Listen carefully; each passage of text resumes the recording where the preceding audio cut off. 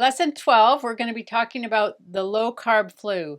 So if you've never tried low carb before and you go straight in, you're going to feel awful. I've experienced this several times over the years and I didn't know that there was a word for it, but I would go on a diet, I'd cut out all junk food, etc., and I'd feel awful for several days. So in order to avoid the low carb flu, you start low carb before starting intermittent fasting. Intermittent fasting automatically means you're going to be skipping meals, and it's going to be a long chunk of time before you are allowed to eat. So right off the bat, that is harder to do than to start to go low carb. So I recommend starting low carb, gradually getting used to it, and then do intermittent fasting, and you won't have this low carb flu. Also, start by giving up only one snack at a time for a few days.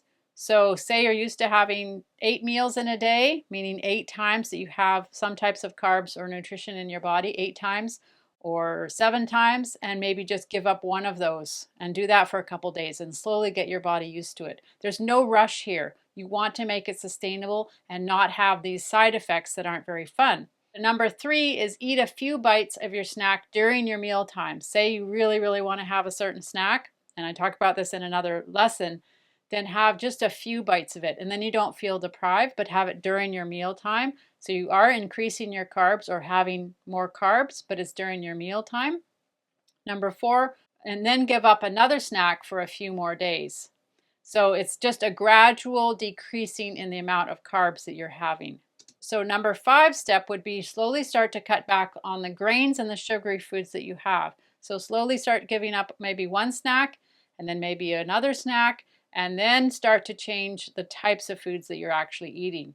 So in order to have less sugar in your body, you're going to need to eat less cereals, breads, pastries, granola bars, flavored yogurt, puddings, desserts, ice cream, candy, and pop. All of those things are high in carbs, and so you're going to need to cut back on those if you want to have low carb, but cut back on them very slowly in order to not have this low where your body is saying, I need sugar. Because what you're doing is you're switching from being a sugar burning machine to a fat burning machine. Ketosis means you're burning up fat instead of sugar, to be in ketosis.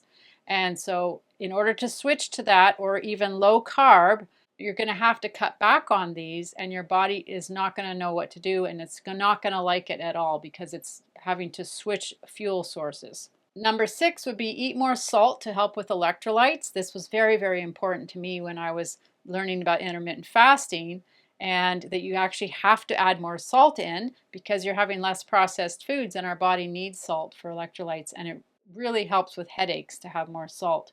Number 7 is replace, don't eliminate. This is really key in this whole weight loss success program, where I try to not become a fad diet. I try to not eliminate things. I try to replace them. So the idea of let's eliminate all sugar, or let's eliminate all desserts.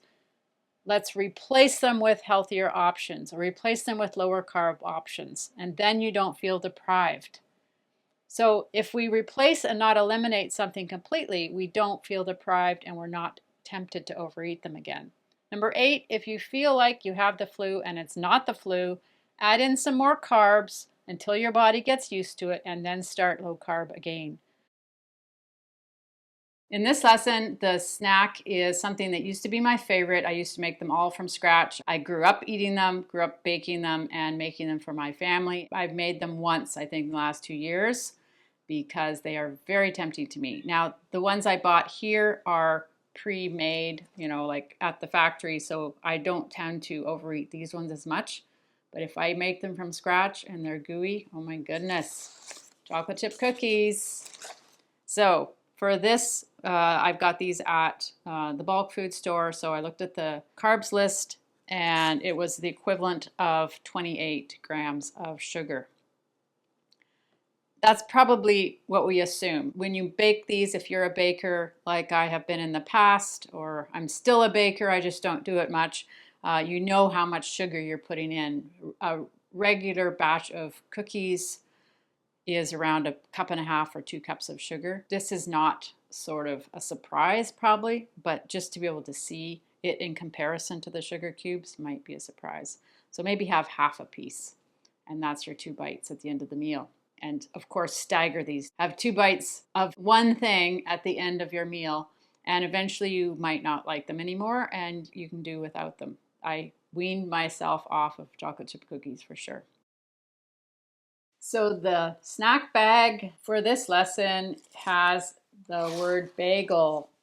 So I used to not know that breads had very much sugar in them unless it actually said there was sugar in them. So bagels I didn't think were very sweet, so it must not have very much sugar in it. For a 75-gram bagel, it's 43 grams of sugar or 43 grams of carbohydrates. So not added sugar, it's how much carbs are in basically in the flour and gets converted. I just don't look at any of the other things that they say, oh, there's 4% of this and 6% of that. So I'm just looking at the carbs. If you're going to eat these and realize that that's what your body sees when you eat this, that's a lot of sugar. And your body's just not going to know what to do with all that. So it's going to take like all of that. It can handle that. It can handle that at one meal. It's going to store the rest of it. So just be very aware of bagels. I have not eaten a bagel for almost 3 years now because I don't want to store that.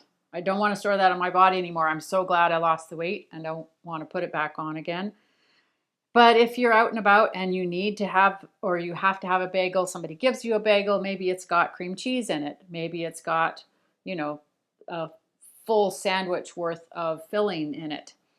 That makes it a little better, but the bagel is still that amount of carbs. So you're adding some stuff to it. You're not subtracting unless you have a quarter bagel or a half a bagel. So just be aware of this for snacking, that if you want that amount of sugar in your body, go for it. But I don't recommend it because your body can't deal with that amount of sugar at one time or that amount of carbs at one time. It's going to have to store it. Unless you're a pro athlete and you're carb loading and you're going to go out and run a marathon, that's the only justification that I can imagine for eating really high carb foods, is you're going to be a super athlete. And for the majority of us, we're not going to use up 43 grams of carbs in the next half hour after we eat the bagel. So just to be aware of this snack. So the snack for this lesson is potato chips. And this was definitely something that I used to eat a lot of. It's tempting. These ones are salt and vinegar, which were my favorite. I think they were my favorite, and sour cream and onion. So for 50 grams of chips, it's 27. So this is 28 grams of sugar. There's not a lot of protein or just about anything else in there. Of course, these ones are very highly processed, so there's a lot of chemicals to make you want to keep eating more. Your body says, what am I going to do with it? The only thing that's valuable is to convert it into sugar, or it is convertible into sugar. And if you had a lot of sugar that day, that goes straight to your fat cells or our fat cells. So I don't eat these very often. My daughter likes to eat them sometimes, and so I'll sneak a couple bites at the end of a meal, or yes, once in a while I'll snack on them. Now that I've lost my weight, I have a little bit more leeway and I know what I can fudge on a little bit, but I still know that I feel better when I don't have chips in my life very often. It's a treat.